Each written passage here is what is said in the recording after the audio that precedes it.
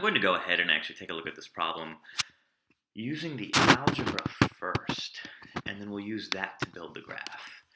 And I'll explain why in a second. So we have car A, and its equation is given by t plus 0. So this is, again, car A. I'll get a little subscript here. Oh, isn't there a way to put subscripts in there? I thought there was. Oh, well, that's XA. Sorry, I can't do subscripts. And then for the second one, car B, its equation is negative 2.5t, and it starts off at 20. The negative is because it goes backwards. And now what we're going to do is we're going to use this as the basis to figure out when they meet and where they meet. So keeping this in mind, I know that they meet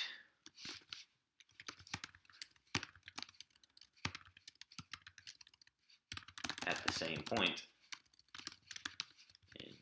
and at the same time. So that means XA equals XB. And so when we set those equal, we'll actually get t equals negative 2.5t plus 20. And so when we isolate, that'll actually give us 3.5t equals 20. And when we simplify that, that time is going to be 20 over 3.5, which works out to about 5.7 seconds. Awesome. Now let's figure out where they meet. Well, XA equals t plus 0, so it actually turns out we're going to end up getting 5.7 plus 0. So it meets at 5 seconds and at the 5.7 meter mark. All right, so that is the answer that we're looking for. Now, why did I choose to do the algebra first? It's for this reason. It gives me an idea of when and where these cars are going to meet so that I can choose my scale so that I can be clear that the intersection is actually going to happen somewhere on this graph. So keeping this in mind, just seems to me that I might want my graph to go all the way out to, say, 7, 8 seconds. Let's just see. So 1, 2, 3, 4, 5, 6, 7, 8, 9, 10, 11, 12, 13, 14, 15, 16, 17, 18, 19, 20, 21, 22, 23. So I've got 24 squares again here. So I've given you another 24 by 24 graph. So we want to go up to 20 here. I'm actually going to count by twos again, just like I did previously in the problem that I did in class for you. And so we're going to go all the way up to, say, 24 on the vertical graph, but of course we're only going to use up to the number 20 when we graph. So this would be 4, 8, 12 meters, 16, 20, and 24 meters. Awesome. So 24 meters to the top. And then here, I think I might want to go out to 6 seconds again. So 1, 2, 3, 4, 5, and 6. I'm counting off by 4. So 1 second, 2 seconds, 3 seconds, 4 seconds, 5 seconds, and 6 seconds. So let's be clear. Let's not assume, but what we expect when we graph our functions is that we're going to get our meeting point to be somewhere around here at 5.7 to 5.7. Let's actually try to graph it and figure it out. So first, we know that here, the car moving forward at 1 meter per second, we know that at 6 seconds, it'll actually be at the 6 meter mark right here. So that's its point.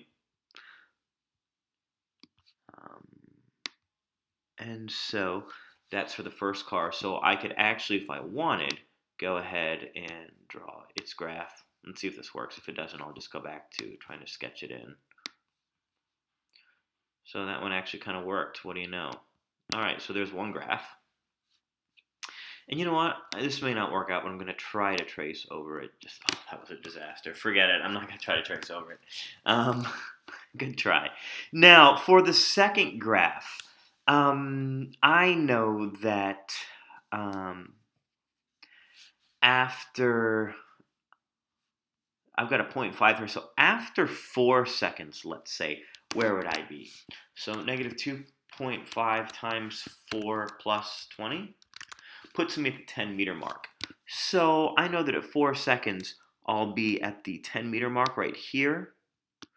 And then I started off with the 10 meter mark. So what I can do is I can actually draw my line starting from here and going through this 10 meter mark. And looks like I'm getting a pretty decent line here, close to what I expected. So I'm going to actually label this as line A, and this is line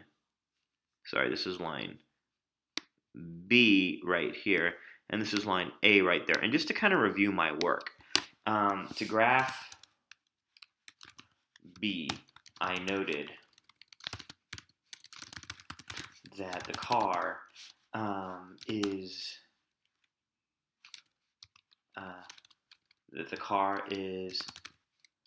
at 10 meters. Sorry, the car equation is negative x equals xb is negative 2.5 t plus 10. And so at 4 seconds, we end up at xb equals 10. So I use those 2 points. So the explanation, I would say, C, the right, and I would even add that here. So this is the car question solved. I hope that's helpful. And in the next video, we'll actually finish up the whole practice test.